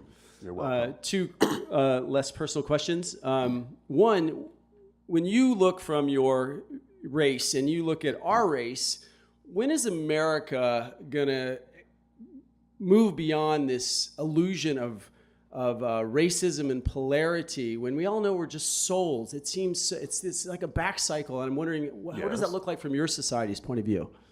The window is that no longer, could be sooner, but no longer than 50 of your years. That will be gone. Right. It's a natural Could be cycle. sooner, though. Right. But not just because it will go away on its own. Right. With the evolution. You have to take the actions in order to speak the language of physical reality that express the world you would prefer to experience. Last question. Is Easter Island, this is from my wife, a part of Lemuria? Yes. Who built the stone figures on Easter Island, and what The Lemurians. purpose did the stones have? They were representations of the Anunnaki. How is Lemuria, Atlantis, and Avalon connected? Lemuria gave rise to the idea of a migration into the Americas, north, central, and south, and the migration across the continents into the Bahama area created the colony of Atlantis. Thank you, and I choose to take all of your miracles today. Thank you for co-creating this moment with me, Bashar. You're awesome. And you as well. Love you.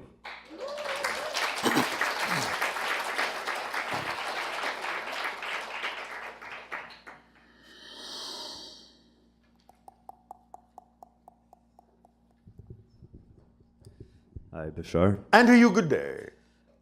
Okay, so I have a project that I've been working on. It involves telepathy. Telepathy.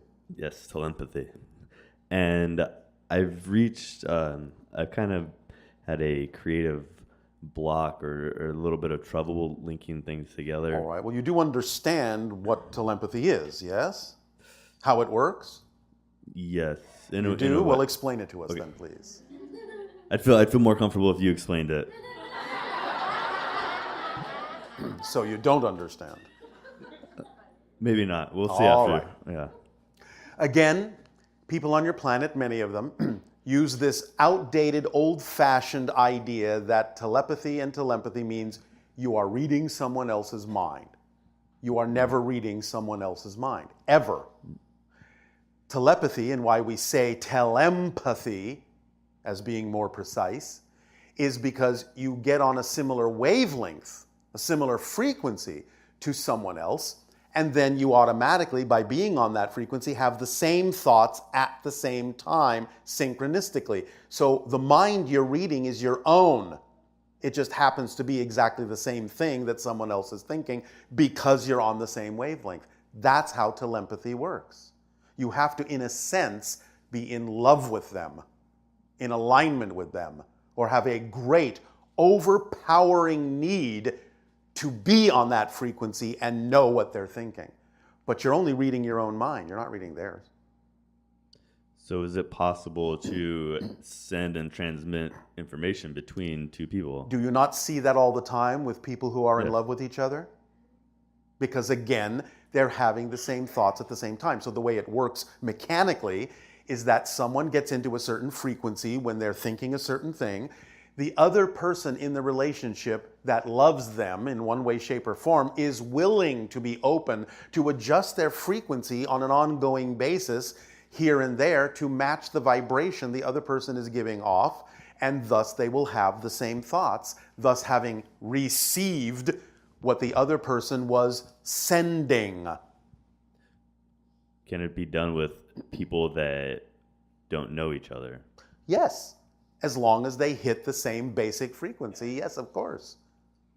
So there are people who are sensitive enough to be open enough and allow their frequency to fluctuate and adjust enough to tap into, to scan and tap into other frequencies of other people and then go, oh, all right, I'll match that one. And then they will know what that person is thinking. And perhaps vice versa, Okay, even though the other person may not know where that thought is coming from. So how can I get past the mental blocks that I have when working to work on this project to keep it? Well, what is the project? So it's a it's an app that involves telepathy, peer-to-peer interaction with people, where one person broadcasts the image while the other person has several. All images right, to but show. again, you're doing this in a way that may not necessarily always produce the result that you seek, because you're leaving the emotional component out of it. And you're also not following the idea that there are conditions, or what I will call rules, of psychic functioning. For example, one of them is what you call, typically for another reason, the rules of similars. I will give you an example. In some old-fashioned ways of testing for psychic abilities, you have people that have certain kinds of images or cards in front of them that they want the so-called psychic or telepath to read without looking at them. Yes, you know what I'm saying? Yes. But the idea is let's say that the person holding the card is holding an ace of spades.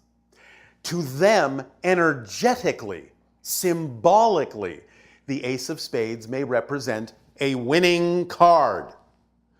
What the other person, who may be capable of adjusting their vibration to match the tester's vibration, may pick up on is not the image of the ace, but the energy, the winning card. Now, maybe in the telepaths or psychics past, they were playing a game, and the winning card for them might have been the Queen of Hearts. So they might go, winning card, Queen of Hearts. The tester will go, no, you failed, when in fact they succeeded. Because what they did is they went off the idea that the vibration of the ace to the tester is the same as the vibration of the queen to the reader. So they actually did match the vibration, but the symbol was different for what that represents. So you have to deal with an interpretation of symbols between different people. Another rule or condition of psychic functioning and telepathy is simply called the path of least resistance. So in other words, if somebody says, how much change do I have in my pocket, oh psychic one? The psychic really more sensibly would say, well, information takes the path of least resistance. Why would I need to project my mind into the ethers and find exactly where the change in your pocket is and count it out, when all you need to do is reach into your pocket and count it? Because that's the path of least resistance, because you already know what's there. So the fact that the tester already knows the answer can short circuit the psychic's ability to get it, because there's no reason for the psychic to get it, because the answer is already known to the tester. So there are many different conditions and so-called rules of psychic functioning that many people on your planet don't understand. And again, one of the things that they make the biggest error about is attempting to remove the emotional component from these kinds of tests, because as you observe in life, most telepathy and psychic functioning happens on a spur-of-the-moment spontaneous basis, because there is a great deal of identification or love involved, or there's a great need to know the information, which in a sense is the same kind of energy. This is how it works, and you have to understand how these things work in order to have an accurate test. So most of the testing actually has to happen in the laboratory of life, rather than being restricted down to a sterile environment that may not create the vibrations of similarity that you're looking for to get the result that you seek. Unless you can design an app that allows people to entrain themselves to be more open to matching the vibrations empathically of other people. And then it might actually have some success. Does that help? Yeah, it does a little bit. Oh, all right. So. Do you have any suggestions on how to help it empathically? I can't give you the technology. Okay. You just have to figure it out. All right. This was an idea that came to me. It woke me up one night and it was like, write this down, do it. And then so it started me on that path. And that's fine. And if the so-called app that you're creating can get people into an excited state about experiencing telepathy, the fact that it gets them into an excited state may actually be what causes the resonance to exist within them that will tap into someone else's excited state about the same thing. And so people participating with your app who are both excited about the potential of what it could create, in creating the excitement, may actually create the linkage. You follow? Yes. All right. Does that help? It does. All right. All right. Thank you. You're welcome.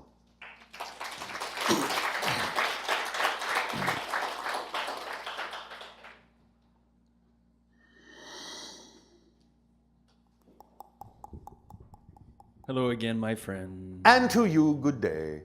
All right, just wanted some clarification on what type of trees and logs did the Atlantean use and in what proportion for the drums? Well, there was a lot of tropical trees. Okay. So in Bahamas, the tropical trees would be like the... It would be similar. Okay. So the idea is to hollow them out, but again, remember, you need to use natural proportions, sacred geometries, phi ratios, Fibonacci sequences to get the correct proportions of length and width and thickness and so on and so forth. But you can figure that out. Okay, great. Okay. And as far as the Atlantean, like how they were developing slaves and whatnot, Later on, yes. Was that reflections of Anunnaki times of how they Yes. created us? Yes, again, Yeah. cycles and cycles and cycles repeating. Yes. Okay, great. So we're overcoming this idea of slavery and domination.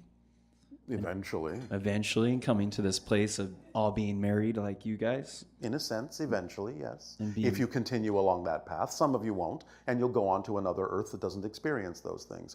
But some of you will. Awesome. And as far as Atlantean star affiliations, was Atlantis at one time like an open part of the alliance within the... No. Stellar They were Alliance? visited a lot by different extraterrestrial races, but Earth has not been part of the idea of the interstellar alliance. Okay, so we're still on course for initiation for that. Yes, because the cycles hadn't finished yet. Great. And as far as a diagrammatic Yes. explanation Yes. of the science of the obvious, Yes. what could that be represented in, like Metatron's cube or something?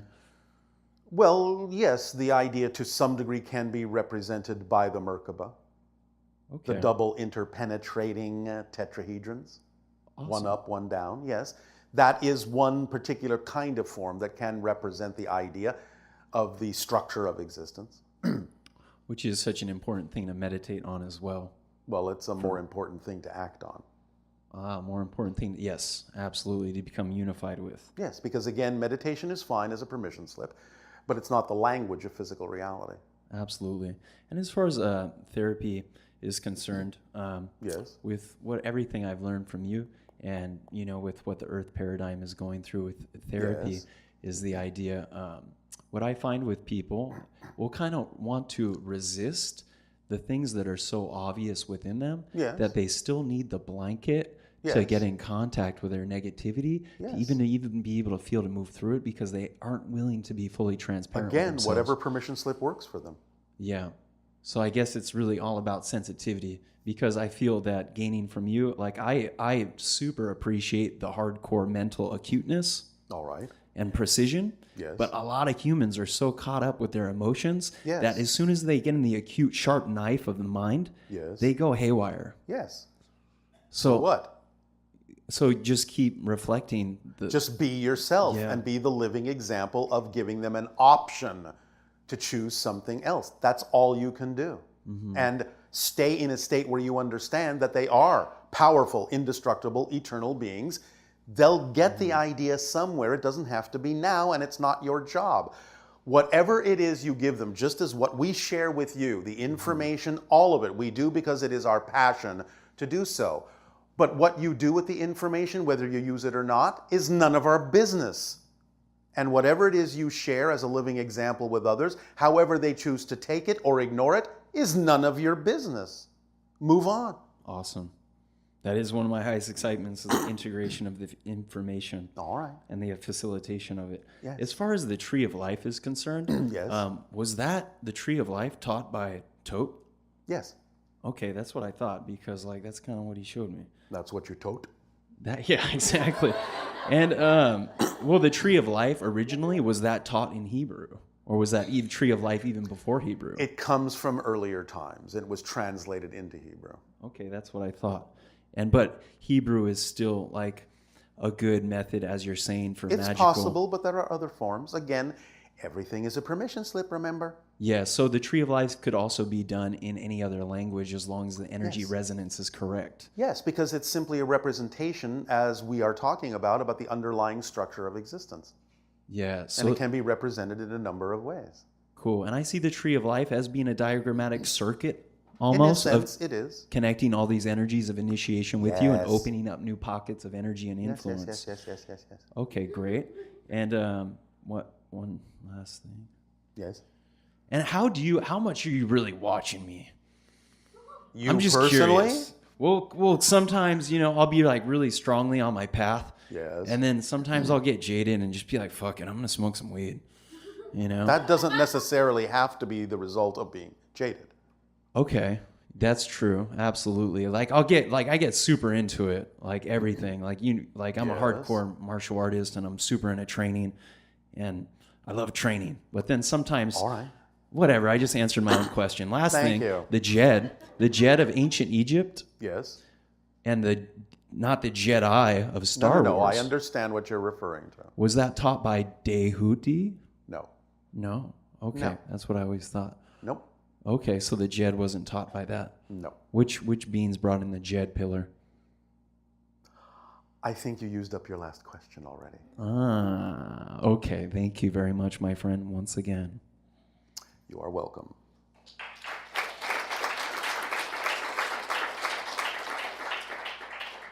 Horus.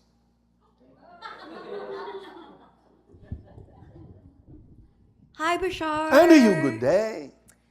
Okay, my first question is, can you expand on the idea of the forbidden fruit and the story behind humans choosing a reality where they want what they can't have? Well, again, this goes back to the Anunnaki times, because the forbidden fruit was simply the idea of the knowledge that they withheld from humanity by putting blocks in the genetic makeup so they would not necessarily become like the Anunnaki, that they would remain subservient. So the idea then is that they have created this diametric relationship between those that created you and you feeling unworthy of becoming like those that created you. Therefore, it falls neatly into the idea of the cycle of transformation to transform beyond that, to understand that you are worthy, to understand that it was simply withheld by beings that were themselves acting outside of their integrity. Does this help? Yes, thank you. My next question is, can you expand on the archetype of the female dominatrix?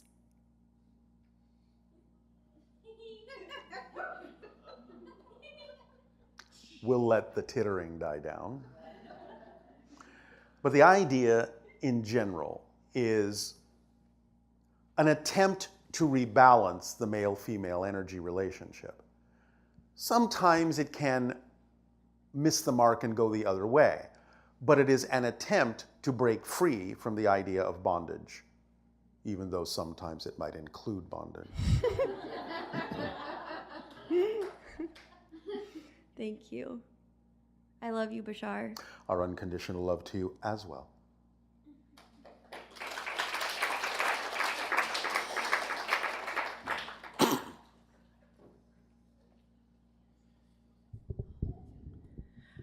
Hello, Tadeo. Nania. Ready for some hard questions? We will give you some soft answers.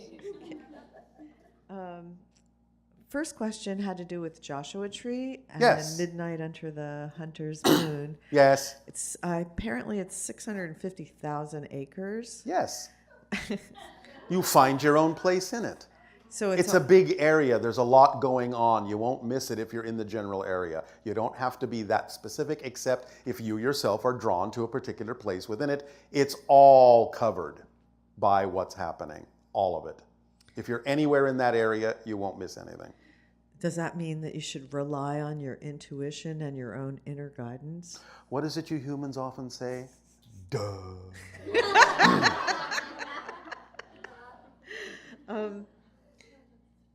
Okay, so we'll move to another technology Yes. soon, but right now, give me a moment. Okay, you have expressed that those born with rare negative blood types have a deep connection to Sirius.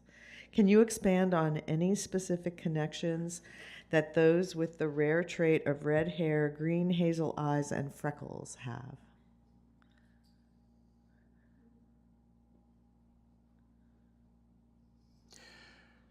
Well, there are strong connections to the idea of the elementals, for one thing. In terms of extraterrestrial connections, it's a mix of things.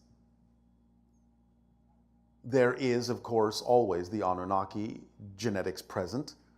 There are some Pleiadian energies within that mix. There are some other things that come from elsewhere you have no names for in that mix extraterrestrially. But in terms of the idea of the energy of Gaia, they're strongly connected to nature spirits and elementals.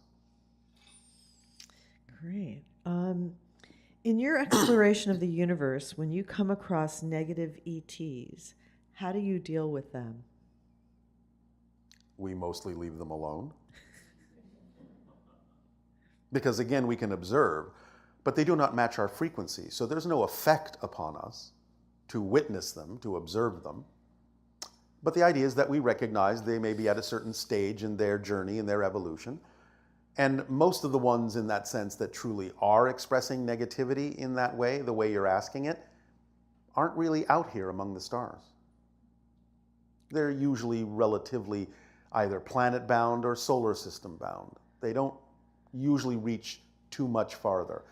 This is kind of one of the reasons for the intelligence of the space between the stars. It's almost the same kind of idea that you do when you quarantine people so that the disease cannot spread. So the fact that the stars to you are so far apart, unless you finally understand exactly how to span that gulf in an efficient way as we have and other civilizations have, you usually remain relatively bound to your own solar system and cannot spread the negative infection, so to speak. So the idea of your science fiction where the negative beings can create a negative empire and go around and conquer a bunch of planets usually can only happen within a very small amount of space, relatively speaking. They can reach other planets perhaps and do things like that, but it's a relatively limited experience within the universe that we have found because they just can't get much farther. So from that perspective, our own issues here on the planet having to do with energy and free energy and sources of energy. Yes. Is that part of the reason that we don't have free energy at this point, because we would possibly use it in a negative way, the unlimited? It's part of the reason, yes. But also another part of the reason is that individuals who are negatively oriented are afraid that they will lose control if that comes about. So how does that cycle get shifted? Well, we can't really go much into that because then we're talking about the probabilities that are coming up in your reality. I see. Okay, we can always explore it another day. Yes. I hear the stars of Orion really form a triangle, and that area is a special place. Can you tell us what makes it so special that ETs were willing to fight for it? Is that even... It's not correct? a relevant question, and they don't form a triangle. Oh, okay. Well, scratch that.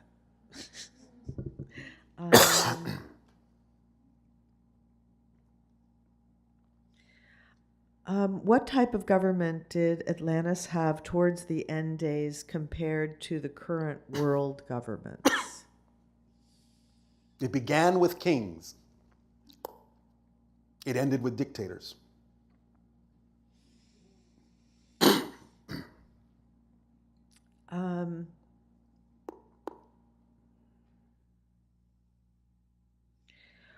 One of the biggest crimes during Atlantean times was genetic manipulation.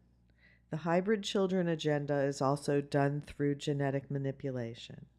Would you please clarify what makes the hybrid children agenda karma-free? The idea is that it is part of the evolutionary process of Earth. The idea of the genetic experiments done in Atlantis was for the idea of personal aggrandizement and gain and the idea of power over others. So the agreements in both directions are not the same in terms of their energy. The idea of the hybridization agenda is something you have all agreed to participate in because you understand it is part of the evolutionary path that you chose. And therefore you are simply being assisted in this by others who have the technology to do so. Even though they may also be doing it for their own purposes. It's still part of a larger agreement. Now, since your society is stabilized by the artificial intelligence that's beamed at your planet, yes. What about the hybrid children? What is the stabilizing energy for them? The stabilizing energy of the hybrid races, in a sense, is created aboard the ships. Do tell. I just told you. There are particular frequencies that the ships themselves are flooded with that represent the stabilizing energy that comes from the 3 artificial moons around our world. They have their own ways also of creating this stabilization energy. So what about for planet Earth? Once they're here, it appears that once beings are here, they Yes. can succumb to the levels That's of why imbalance. we already told you that the artificial moons of Epsilon, Epiphany, and Eclipse around our world are beaming stabilizing energy to your moon, which then beams down to your planet. It's in preparation for the stabilization atmosphere that is required for the hybrid children that will eventually come to live among you, and also will help in your own stabilization. So one particular Earth trajectory is the one where stabilizing energy is being beamed towards the planet, and other beings are going to be joining this environment to help stabilize the energy. Yes, because they will bring the stabilization energy with them as well. Is that what was discovered through all these millennium of existence and history? Was It's that one of the things. that human consciousness requires stabilizing energy in order to remain balanced and to express itself in a positive way? Yes, because look at the idea of the fundamental needs. Yes? Remember that one of the needs is the idea of an environment that is conducive to expansion.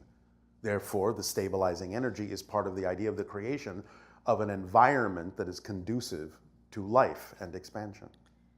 And essentially what you're saying is that we've reached a level of acceptance of our self-worth that allowed us to surmount the negative markers that were suppressing the state of full self-acceptance. And it's through those increasing vibrational states that we're now able to attract assistance in having stabilizing energy focused at the earth. You sort of sound like a Sasani person when you say that. That's just so fascinating that of all the stories of the universe, that the one that's relevant to us is about this stabilizing energy. And maybe people even feel it within themselves, their desire to stabilize with love relationships or positive reflections. That these are the correct states for us to fully express our potential. And to be able to discern when you're being, in a sense, seduced down the rabbit hole of negativity and negative beliefs, which will just destabilize you. Yes. Yet at the same time, for now, some forms of destabilization will allow you to unlock from the past and lock into something different that is more stable. So it can again be used in different ways. Nevertheless. Would you like to hear a few more? No. Why did I know that already? Because you're so tuned in. And now we will briefly tune out. Please take a short break. We will resume this transmission with your meditation.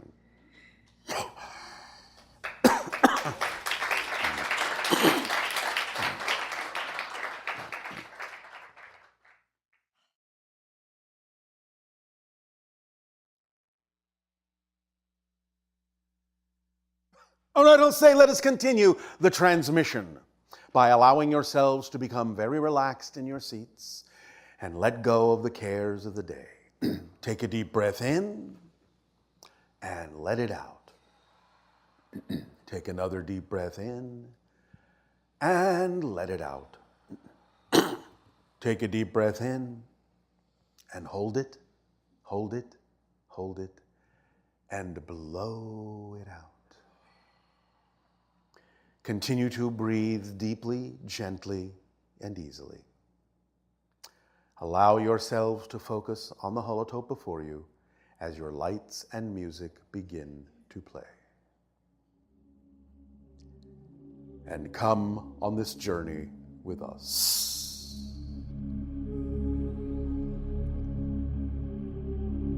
Allow yourselves to simply let go, to float in the void among the stars,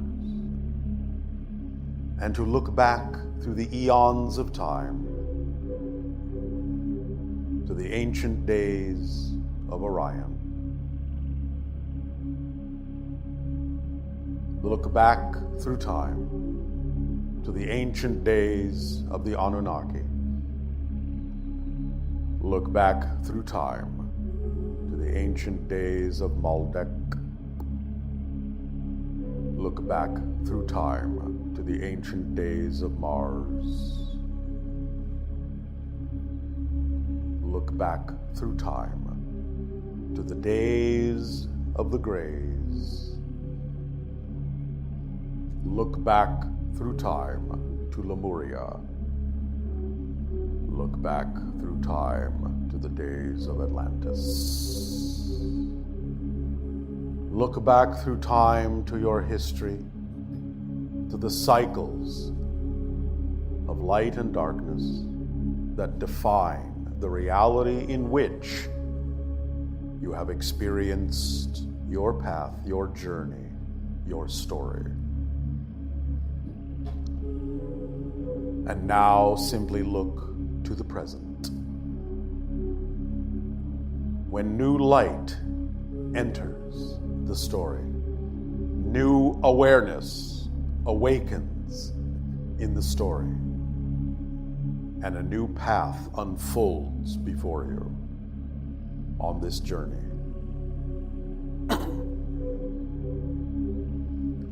From the perspective of time, you have spent millions upon millions upon millions of years to arrive at this point, to arrive at this timing. 2020, when you look back and look forward simultaneously, the mirror reflection of probability, the mirror reflection of all that you have experienced behind you and ahead of you, as time collapses into the now, allowing you to take with you what you have learned, what you have experienced from the long journey of arriving here and now, and what you will take with you on the journey ahead as you move forward as more of yourself, gathering yourselves together, integrating the different aspects of your personalities that represent and reflect your connections to all that we have discussed, all that we have shared with you, from Orion and the Anunnaki and Maldek and Mars and the Greys and the Earth and Lemuria and Atlantis. Anything you require from those experiences is still with you if you wish it to be, but with you only in the way that serves you now in moving forward, at the end of one cycle and the beginning of another. The cycles upon cycles upon cycles upon cycles that have defined the very existence, the very experience of what it is to be on Earth are now coming to an end, to begin a new, longer cycle, a cycle of eons, a cycle in which you can shine forth, illuminating the path ahead of joy, clarity, peace, creativity, beauty, and unconditional love that shall accompany you forevermore. For now, 2020 is the filter. And in that moment is your opportunity of all that you have learned to leave behind what no longer works for you, what no longer is relevant for the you that you prefer to be moving forward. Let it fall away. Let it remain where it will still serve those who may come after you on their own journeys and own cycles of experience and transformational endeavors from darkness to light. Leave it for them on the path so they may pick it up and use it as they wish, while you move forward, taking with you only those elements, those bits of awareness and information that serve you on your forward journey to allow you to remain stabilized in your vibrational energy of true self with open eyes and awareness, absorbing and encompassing and allowing all to come to you, which will only be those things that always serve you. Relax and release that which you no longer need. Open your arms to receive that which you do need, that which is you, that which urges you and carries you forward, entices you, and allows you to be curious every moment about what you experience in the present so that you may use it to your advantage and in the service of others by being yourself, by being the example of all that you have learned and incorporated and integrated within yourself to be the living example so that others may see in you the joy and light and life and love in your energy, in your eyes, in your heart, in your soul, in your body, in your mind, in your spirit, so that others may see how you walk the path of being yourself, so that you may give them at least the opportunity and the option to choose that for themselves as well. But as you do that, like a river, you move on. You have left them the only gift you can give is the opportunity to know themselves by seeing the living example of you as you know yourself to the depths of your being. And you move on and continue to walk and move forward, charting the course, revealing the path to enlightenment and oneness and wonder beyond measure.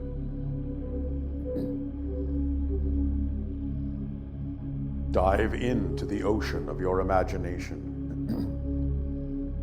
and float down to the depths of your being, to the depths of your soul. Float freely, breathing of the liquid light that surrounds you, in and out, fulfilling you, allowing you to drift and dream in lucidity, in awareness, awake and alert and yet dreaming, forever dreaming, forever awake, so that you may see, so that you may perceive the doorways and portals that open before you, that you may cross those thresholds and find only on the other side the reality that you prefer. the beauty that you seek, the knowledge of yourself, and the awareness of your being, and the reflection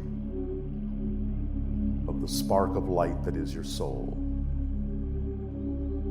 That is the facet of the multidimensional crystal of creation that you are. And that will allow you to feel the blessings, the gratitude, the appreciation, and allow you to express the grace that is within you as you glide forward in life, floating freely through your imagination, through your consciousness, through the illusion that serves you, in only those ways that you prefer. That you become transparent to yourself. That you become the waking dream of all that is. So it may reflect upon itself its own awareness of its vast beauty and power and grace through all of you, as all of you are all that is. Awakening to itself in a new way, discovering itself in a new way through you, through itself as you, through itself as us, so that we may experience ourselves as family. And so that as you cross that threshold of those doors that open before you, that welcome you in, we may thus then say to you, welcome home, welcome home, welcome home. Allow yourselves to breathe freely of the new atmosphere, of the new reality in the clear, crisp air, an environment that nurtures and sustains you and propels you forward and energizes you and nourishes you and frees you to realize your greatest power, the freedom to choose. Pass through the filter of 2020 with eyes in all directions so that you may use all that you can experience in the present, connecting to, tapping into, drawing from everything that you deem shall serve you to be yourself more and more, to open up to the cosmos and take in your birthright of self-awareness, self-recognition, and self-realization in the fullness of your being, in the full spectrum of light and life and love that you deserve, for you are worthy now and forever, and it always has been so, or you would not be here at this moment, by your own volition, by your own choosing, at this time, in this place, of the opening doors of insight and clarity and crystallization. Feel your vibration resonate and ring like the clearest bell. For that is your song, that is your truth, that signature vibration, that signature frequency, that is you. Let it sing forth, let it ring forth, and let it bring forth all that you are, so that you may receive all of the gifts that are yours to receive, so that you may give all of the gifts that are yours to give. for which there are always countless beings waiting for your sharing of being yourself as you walk on the path that is now you. Continue to breathe deeply in and out. In and out. In and out. Like waves of eternity lapping upon the shores of imagination. Continue to breathe and float freely in the dream on the currents of the ocean of creation. Allow your lights and music to soften, knowing that it still will resonate within you. Even in what seems to be the void, you know it is not empty. For you have filled it with yourself, and it has fulfilled your being. Continue to breathe in silence among the stars, in and out, in and out.